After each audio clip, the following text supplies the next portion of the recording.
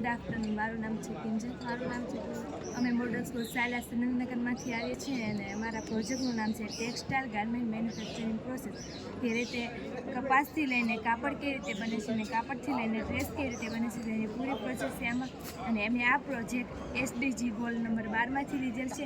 તેમાં વસ્તુનું ઉત્પાદન અને વપરાશ કઈ રીતે થાય છે તેની પૂરી પ્રોસેસ અમે આ પ્રોજેક્ટમાં લીધેલ છે.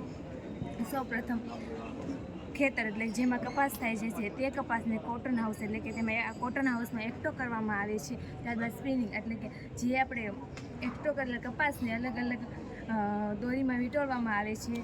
ત્યારબાદ વિવિંગ મશીનમાં તેની પ્રોસેસ થાય છે. તે તાતણાને આડા ઊભા ગોઠવવામાં આવે છે અને ત્યારબાદ તેમાંથી એક કાપડ બને છે. કાપડને ડાઇંગ એટલે કે કલર કરવામાં આવે છે. તે કલર થઈ ગયેલા કાપડને પ્રિન્ટિંગ એટલે કે પ્રિન્ટિંગ મશીનમાં ડિઝાઇન બનાવવામાં આવે છે. ડિઝાઇન થઈ ગયેલા કાપડને પેકિંગ કરવામાં આવે છે. પેકિંગ થઈ ગયા બાદ તેને જે તે જગ્યાએ અલગ અલગ રીતે મોકલવામાં આવે છે.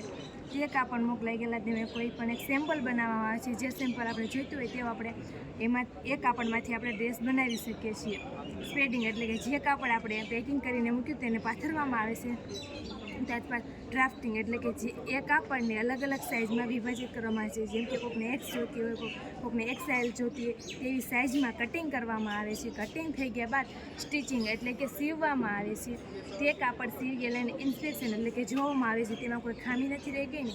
ત્યારબાદ તેને પ્રેસિંગ એટલે કે ઇસ્ત્રી કરવામાં આવે છે. ઇસ્ત્રી થઈ ગયેલા કાપડને ફિનિશિંગ એટલે કે પેકિંગ કરવામાં આવે છે. પેકિંગ થઈ ગયા બાદ જે તે જગ્યાએ અલગ અલગ રીતે મોકલવામાં આવે છે અને આપણે સુધી પહોંચે છે.